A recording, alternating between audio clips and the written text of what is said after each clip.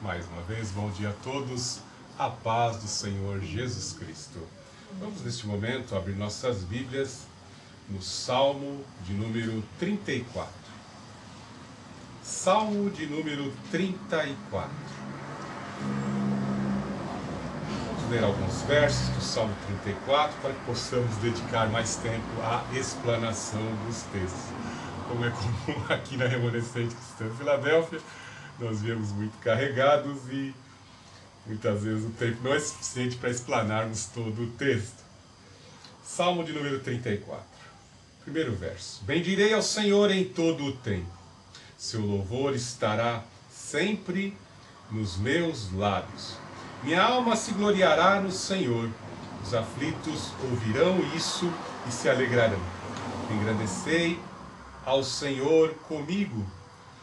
Juntos exaltemos seu nome. Busquei ao Senhor e ele me respondeu. Livrou-me de todos os meus temores. Olhai para ele e ficai radiantes.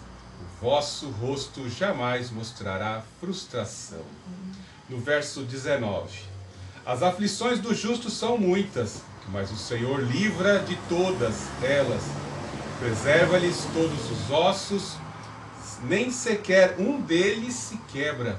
A maldade matará o ímpio, e os que odeiam o justo serão condenados.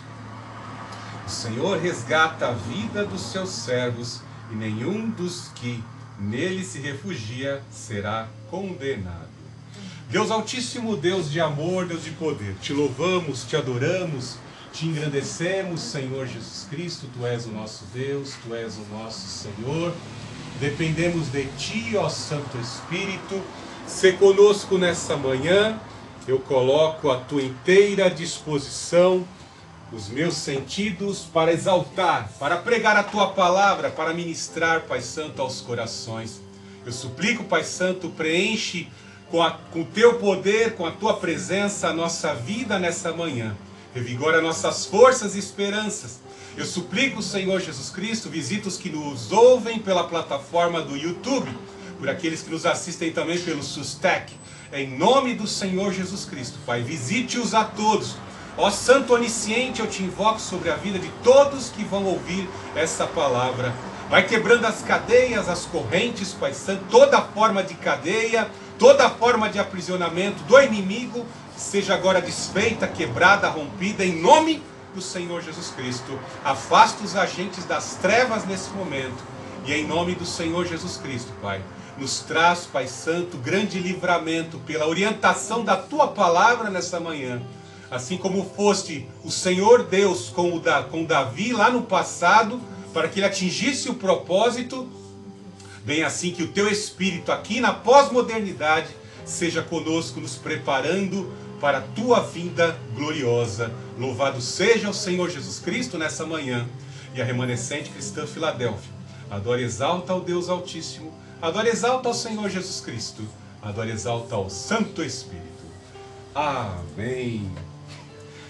Já ficaste por algum tempo foragido? Já ficaste por algum tempo aprisionado? Já ficaste por algum tempo você coagido, muitas vezes inibido ou temeroso acerca de acontecimentos ou de situações?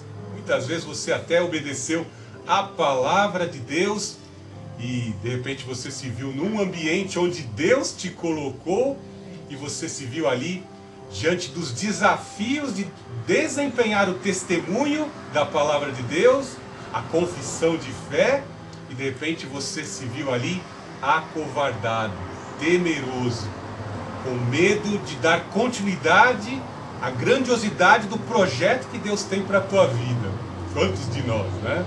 Às vezes lá naquela fase da nossa vida em que éramos tão imaturos, recebemos uma revelação, recebemos um projeto de Deus, e às vezes a gente dá uma caidinha, dá uma tropeçada, comete uma transgressão da palavra de Deus, e às vezes imaginamos, falhei de novo.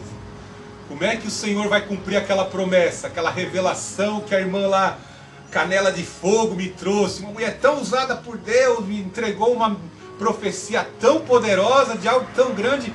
Como é que eu vou realizar, como é que eu vou conseguir vivenciar isto que o Senhor revelou para mim, né? Davi é um grande exemplo, porque todos esses temores, esses receios, essas indagações que às vezes nós temos diante daquilo que Deus nos revela, praticamente vivenciou na vida de Davi. Em todos os estágios, observando desde o período em que ele era um pastorzinho de ovelhas, cuidando ali, livrando as ovelhinhas do leão, do urso, enfrentando o seu primeiro grande desafio, grande literalmente, Golias, 2,94 metros de altura, um guerreiro preparadíssimo. Ele vence o guerreiro, depois foragido em cavernas, até se tornar rei de toda a confederação de Israel. Vemos que em todas essas situações nós vemos o homem segundo o coração de Deus, falhando muitas vezes, mas agindo acertadamente pela ação do Espírito de Deus que estava sobre a sua vida. E em todas as fases, Davi está a nos ensinar, até mesmo com os seus erros. Lendo principalmente nos Salmos, o Salmo 51, nós vemos que Deus pôde reabilitar esse homem e colocá-lo novamente no eixo da sua vontade. Ele teve que colher a medida exata, as consequências e implicações dos seus erros. Como nós, nos dias de hoje, sabemos disso, que se errarmos, nosso pecado pode afetar não somente a nós, trazer danos nocivos, físicos aos nossos corpos, à nossa vida espiritual, mas às vezes também atinge as pessoas mais próximas, as pessoas que mais amamos, que não têm culpa de nada, muitas vezes vão receber a consequência dos nossos pecados. Então vemos que o Senhor, Ele é fiel para cumprir. O nosso Deus tem o poder transcendente, imensurável, incalculável de interferir na história, interferir na nossa história particular, pessoal, e assim construir o seu propósito. Não podemos, nossa mente é limitada, nós medimos pela força do nosso intelecto, da nossa capacidade de visão, de audição, nossa capacidade de fala, e nós assim somos limitados, mas o nosso Deus, Ele pode, por isso que Ele revela. O nosso Deus que habita na eternidade, que é adorado na eternidade, como é citado aqui no Salmo 34, Ele quer ser adorado hoje nas nossas vidas. Ele quer que nós celebremos, porque se Ele já entregou, determinou algo lá no céu, ninguém pode impedir. Se Ele entregou revelações às 7 igrejas, como tratamos aqui no início, na mensagem introdutória do culto, se Ele já descreveu e assim relatou revelações do que vai acontecer lá no Apocalipse, Ele tem poder para cumprir. Ele é o onipotente, Ele é o onipresente, Ele é o onisciente. Ele é eterno e imutável. Ele pode cumprir tudo aquilo que Ele nos prometeu. E vemos aqui que especificamente essa situação que levou à composição desta adoração de Davi a esse salmo, foi no período em que Davi ali se viu numa situação muito difícil, muito delicada. Todos os servos de Deus, todos que têm a lâmpada, todos que têm a chama do Espírito sobre a cabeça, serão alvos muitas vezes dos filhos das trevas. João já nos advertiu pelas palavras, pelo Espírito Santo, que este mundo jaz do maligno. As instituições já foram ocupadas pelos agentes das trevas. Em todos os lugares existem agentes do mal que podem ser utilizados pelo inimigo contra as nossas vidas. E nosso Deus, como um sábio, vai deslocando a nossa vida dentro deste grande tabuleiro de xadrez universal e vai cumprindo o seu propósito. O maior de todos está conosco para cumprir o propósito de Deus, os desígnios de Deus. Então não tenha medo, confie na palavra de Deus.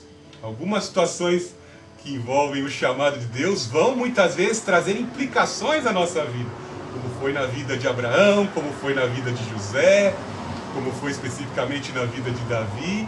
Vamos falhar algumas vezes, mas se tivermos um coração contrito, arrependido, penitente e que pede força para abandonar o mal, o Senhor levanta e nos reintegra ao seu propósito. Louvado seja o Senhor Jesus Cristo. Os pentecostais costumam definir o mundo, a história do mundo, pelas chamadas dispensações. E nas 8 dispensações nós vemos como Deus já, lá no passado, ciente, nada pega Deus de surpresa. O nosso Deus vai determinando as suas ordenanças e os seus desígnios, porque Ele sabe todo o transcorrer, todo o percorrer da humanidade, os projetos de dominação, como nos diz no Salmo 2, as conspirações, tudo o que haveria de suceder ao Filho de Deus, o sucesso do Filho de Deus na cruz do Calvário, com a sua ressurreição ao terceiro dia, tudo isso nosso Deus já sabia. E aqueles que verdadeiramente creem nesta palavra, que têm essa confissão de fé em seus corações, confia, vão ser mais que vencedores, vão triunfar sobre esse mundo, vão triunfar sobre a carne, pelo poder do sangue, pelo poder do Espírito, e vão, pelo poder do Espírito, cumprir o propósito de Deus e chegar ao destino, chegar à salvação eterna. Davi se encontrava numa situação um tanto que delicada, ele nos é um grande exemplo. Muitas vezes recebemos um chamado de Deus, recebemos uma unção, uma revelação que fez ferver o nosso coração, nossos olhos espirituais se abriram, sentimos o amor e a presença de Deus, sentimos o nosso coração alegre porque o Espírito revela o nosso íntimo oculto, aquilo que nós estávamos passando, nosso coração ferve, nós fazemos uma aliança com Deus e de repente passa algum tempo e o inimigo das nossas almas, utilizando seus agentes, usando palavras que desprestigiam, pedras que são atiradas, casca de banana, vão tentando frustrar aquela revelação que nós já recebemos. Davi, jovenzinho, recebeu uma revelação de que ele haveria de ser o homem ungido que vai governar sobre Israel. Seria o pastor, o rei. Imagine o diabo como ferveu de ódio. Deus está atingindo seus objetivos. Vai construir desse homem um referencial na guerra cultural, um referencial nas guerras e nas batalhas, o homem segundo o coração de Deus. Imagine a unção recebida por Davi ali, por meio de Samuel a Davi. E nós às vezes temos níveis de unções que são concedidas à nossa vida, e o diabo vai lutar. Conforme ele vê o tamanho da unção e dos dons conferidos nessas unções que são específicas a cada um, o diabo vai utilizar hierarquias de demônios e de agentes para tentar impedir esse cumprimento, o cumprimento das promessas de Deus. Veja que Davi está lá em 1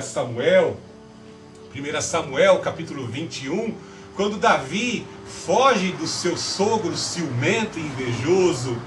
Saul sentia que o seu reino estava ameaçado e que Davi, ele já tinha ouvido que o Samuel já havia sido incumbido por Deus para ungir a Davi, e ali ele começa a despertar muito ciúme, muita inveja, e principalmente por ver o desempenho do jovem nas batalhas, derrotando os filisteus, guerreiros fortemente e bem preparados naquela época, e a premiação que Davi recebia quando chegava na cidade, quando as donzelas ali vinham oferecer uma grande festividade aos guerreiros, todas elas sonhavam em casar e ter filhos desses grandes guerreiros, né? Nos dias de hoje, muitas mulheres já não veem dessa forma, né? O mundo está todo perturbado, né? Mas as donzelas naquela época buscavam os grandes guerreiros que lutavam a guerra santa, né? E aí elas cantavam, Saul mata os seus milhares e Davi as suas dezenas de milhares. Isso foi memorial, não somente no território de Israel, para motivar a confiança que o Senhor Deus estava com um grande guerreiro na pessoa de Davi e de Saul, como também de certa forma se alastrou, né? Caiu na web, caiu na internet. Todos os povos vizinhos ali já estavam cientes daquele grande guerreiro e do desempenho dele em vencer até gigantes, os Néfilins, guerreiros mercenários gigantescos, muito acima, o dobro de tamanho de seres humanos, né? Imagina que o Néfilin talvez tivesse o dobro do pastor Fernando. O pastor Fernando tem 2 metros de altura, 1,98 m, os Néfilin tinham 4 metros de altura, né? Davi, pelo poder de Deus, com estratégia de Deus, vencia gigantes. Isso foi notório naquela época, se tornou um matador de gigantes, como seu avô Caleb. Caleb, um matador de gigantes. Então essas informações estavam bem fresquinhas, né? E de repente Davi, quando foge do seu sogro Saul, ele vai para a região dos filisteus, né? ali um tanto que temeroso, né? Que vai chegar um momento que o diabo ataca de tal forma, principalmente até atingir o cumprimento da promessa. O diabo lança dúvida, como eu disse, lança casca de banana, lança palavras de desprestigiamento. Pessoas mais poderosas que exercem cargos começam a perseguir, a pessoa começa a titubear na confiança da promessa. E aí nós vemos que Davi vai para o exílio e vai lá para o território dos maiores inimigos de Israel, que eram os filisteus. E aí ele vai para a região lá da cidade de Gate, do rei Aquis, né? E na região do rei Aquis ali ele vê os inimigos, né? Aqueles que já que foram várias vezes derrotados pelas suas estratégias de batalha, e os homens, os servos de Aquis falam: ah, esse aqui não é aquele Davi, não. É esse Davi sim, aquele que as donzelas cantavam. Lembraram até das cantigas das mulheres prestigiando Davi, sobre as vitórias sobre os inimigos, suas dezenas de milhares. Então ali os servos de Aquis viram um momento ali oportuno para acabar com a vida de Davi em vingança. E o que o Davi faz? Se faz de louco. Davi se faz de louco, começa a rabiscar os batentes, começa a babar, a espumar pela sua barba, e ali faz algo impressionante. E o rei Aquis fala: meu, eu não estou precisando de mais um louco. Vocês me trazem até aqui para apresentar esse louco, esse imprestável. Esse Davi já não presta mais para nada. Até Saul já o dispensou. Como você não quero mais? Sai da minha presença, né? E nós vemos que ali Davi recebe um grande livramento. Às vezes podemos pensar que ali foi um ato de covardia de Davi. Não, muito pelo contrário. Davi era um homem de muita bravura. Até mesmo o Filho de Deus, em uma certa circunstância, quando ele vem e declara que Isaías 61 estava se cumprindo, quando ele lê Isaías 61 dentro da sinagoga, e ali aqueles judeus fervorosos, ortodoxos: que é você, seu blasfemo? Você está se intitulando Messias? Ameaçaram jogar o Senhor Jesus Cristo do barranco, do penhasco, para matá-lo. Mas antes que o Senhor Jesus Cristo, se desvencilhou. Se desvencilhou porque sabia que não era chegada ainda a sua hora de morrer. Sua hora de morrer seria ali na cruz do Calvário, com aquela conspiração.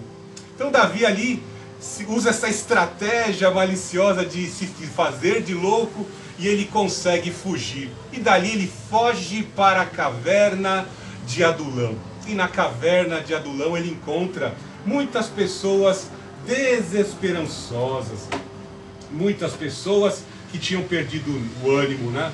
Está em 1 Samuel 22, 2. Preste atenção no agir de Deus.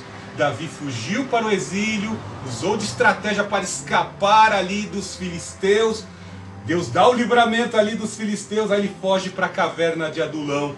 E aqui no 1 Samuel 22, 2 nos diz: ajuntaram-se a ele todos os que achavam em dificuldades, todos os endividados e todos os insatisfeitos. Ele se tornou o chefe deles. Cerca de 400 homens o acompanhavam. A Record teve uma sacada de mestre quando viu esses dois livros de 1 Samuel e 2 Samuel. Dá para nós fazermos aqui uma grande novela que vai gerar muita audiência. Sacada para ganhar audiência. E ao mesmo tempo ensinar a palavra de Deus e despertar nas multidões, né, que assistem lá a Record uma novela, né? Trocar as novelas da Globo pelas novelas da Record e aprender estratégias de sobrevivência com Davi. E aí vemos aqui uma das características do Messias, né? As grandes multidões vieram até o Senhor Jesus Cristo, porque assim como Moisés ele provia pão, ele provia iluminação do entendimento, pela palavra que ele pregava: e conhecereis a verdade vos libertará. Ele trazia orientação, rompia com as cadeias mentais, os demônios que aprisionavam as mentes, traziam perturbações, frustrações, tendências suicidas e tantas outras situações. Veja que essas pessoas que Davi encontra dentro da caverna de Adulão ali, eram pessoas com dificuldades. Naquela época era algo terrível. Uma pessoa endividada via ali o seu problema sendo implicado sobre sua família, sua mulher e seus filhos poderiam ser levados como escravos, dificuldades, homicidas ali, algumas pessoas que mataram e estavam foragidas. Em Israel existia lá uma lei que beneficiava, né, as cidades de refúgio. Quem matava alguém por acidente, por crime não doloso, sem intenção de matar, podia fugir e refugiar-se numa cidade de refúgio. E aqui vemos que nesta caverna, cidade de refúgio, muitos que se encontravam ali por ocasião deste pecado, aí, por consequência desse pecado, encontraram em Davi uma motivação. Já pensou você numa caverna de Adulão também? Muitas vezes nós nos encontramos como Elias dentro da caverna, né? Nós vemos que Elias fica 40 dias em jejum peregrinando e vai lá se refugiar dentro de uma caverna e o Baal perseguindo ele, né? Fazendo terra tremer, fazendo vendaval, fazendo... Jeremias escreve que o Senhor não estava no terremoto nem no vendaval. Era o Baal que ele derrotou lá no Monte Carmelo. Está tentando destruir a vida do profeta, tentando tirar da mente do profeta a convicção do chamado e o poder que emanava por meio desse chamado sobre a vida de Elias. E aí depois o Senhor apazigua essa situação e chama Elias para fora da caverna. Eu tenho algumas profecias que eu quero que você vá cumprir. Você vai fazer parte destas profecias que vão se cumprir sobre a nação de Israel. Note que às vezes nós cumprimos como Elias, como Davi, aquilo que Deus nos chama, nos incumbe de fazer, e de repente nos vemos sofrendo as consequências, né? Jezabel colocou e mandou espalhar cartazes em todo Israel: procurado vivo ou morto, eu quero a cabeça de Elias. Matou todos os meus sacerdotes lá, os imorais profetas sacerdotes de Baal e de Aserá. Eu quero a cabeça dele, né? Isso gerou medo. Então, em certos níveis da revelação que Deus nos entrega, como eu afirmei alguns instantes atrás, nós vamos sentir medo, pressão do inimigo para que nós não cumpramos o propósito de Deus. Mas veja que Deus tem um propósito, até quando te leva por meio das implicações do chamado. Nós vamos ver que nós estamos sofrendo, um peso do ministério está sobre os nossos ombros, mas nós encontramos o quê? Pessoas para se aproximar de nós, cheia de dificuldade, pessoas cheias de dívida, cadeias de prisão, de endividamento, dívidas, né? Nada pior do que dívidas para destruir família, né? Dívidas destrói, separa a família, né? Gera inimizade, calotes geram inimizade, perseguição, né? Trazem perturbação mental, né? Pessoas insatisfeitas, né? Tem pessoa que vive insatisfeita com a vida, né? Nada convém, né? O cara é casado, tem uma mulher bonita, tem casa, tem bens. Passa, a pessoa vive uma insatisfação, um descontentamento tão grande, aí depois você encontra aquela pessoa 3, 4, 5 anos, já perdeu mulher, já perdeu casa, já perdeu tudo, porque são pessoas insatisfeitas, né? E aí vão se enfiando dentro de problemas, vão se misturando em cadeias de problema, vão ficando amarradas. É assim que o diabo trabalha mesmo. O diabo trabalha com cadeia, com corrente, com amarra, com seta, seta nos olhos, seta nos ouvidos, seta na boca, para você parar de pregar, de testificar a palavra de Deus. São as diversas formas de aprisionamento que o diabo, e atuação que os diabos trabalham contra o povo de Deus. Mas veja, Deus tem um propósito na tua vida, neste local onde você foi colocado. Senhor, por que o Senhor me mandou ficar aqui nessa região do mundo? Deus tira você da área de conforto, lá onde você mora. Vou te levar para um lugar. Aonde, Senhor? Sai, rompe com esse lugar onde você está aí, que eu vou te levar para um lugar, e ali eu vou começar a trabalhar com a tua vida. Vai vir dor, vai vir sofrimento, a cruz é pesada, mas eu vou cumprir um propósito ali. Deus tem algo a realizar. Mas, portanto, anda na minha presença e seja uma bênção. Seja uma bênção na minha presença, porque eu vou te usar para romper com essas cadeias das pessoas, né? E a gente vai vendo isso ao longo do nosso ministério. Deus colocou você ali naquela região onde você fica. Por que eu estou aqui? O que eu estou fazendo aqui mesmo? Como eu falei, o diabo lança setas na sua mente para você esquecer o propósito de Deus, as revelações, né? Eu confesso que quando eu recebo uma revelação, eu gravo tudo, eu anoto tudo que foi falado, porque eu sei que a minha mente, mesmo sendo um historiador, ela está fadada a esquecer. Aí eu marco a data e de repente eu estou meio tristinho assim, Senhor, acho que o Senhor esqueceu de mim. Deus meu, por que me desamparaste? Às vezes eu caio nesse esquecimento. E aí eu vou lá e leio a data, ouço, hoje eu tenho o privilégio de ouvir, né? Gravo no smartphone, ó, e ouço aquilo que Deus me revelou. Para que eu lembre constantemente que o Senhor tem um propósito na minha vida aqui. Deus confiou nesse período em que colocou você nesta região. Deus quer saber como é que você lida, né? Como é que você lida com as pessoas que estão próximas de você, independente da condição cultural, da condição financeira. Como é que você lida com essas pessoas? Com a tentação, submetida à provação. Como é que você lida? Deus já sabe como é que você vai lidar. Mas é você que tem que se aprimorar diante disso. Porque às vezes você não sabe que você é fraco, que existem deficiências no seu caráter que precisam ser aprimoradas. Você precisa construir mais musculatura espiritual. E foi aqui na caverna de Adulão que começou a nascer um grande líder. Começou a surgir um grande líder, veja. Ele se tornou chefe dele, cerca de 400 homens que o acompanhavam. E não foi fácil lidar com esses homens, não. De 400 passou para 600, que muitos se viram motivados. Não vou pregar sobre isso, mas veja lá, quando houve a destruição de Ziklag. Teve uma turminha dentro desses 600 homens que tentou apedrejar Davi. Cuidado, né? Igualzinho quando você começa a faculdade lá, né? Começa com um grupinho unido, todo mundo juntinho, mas quando chega lá no 8º semestre, lá no 10º semestre, já não são mais teu amigo, tem raiva. Aí eles só fazem umas pazes aparentes lá quando está chegando no 10º semestre, né? Na última semana do 10º semestre. Pensando bem, acho que eu até senti falta de você. Nunca conversei com você o semestre inteiro, os 5 anos aqui dentro, mas agora acho que eu vou sentir tua falta, né? É terrível, né? As pessoas só valorizam quando perdem. Quando perdem é que valorizam as coisas, né? Só valoriza o marido quando perde, só valoriza a esposa quando perde, só valorizam os benefícios que Deus nos proporciona quando perdem. Pessoas boas que são colocadas ao nosso redor, né? Quando se perdem.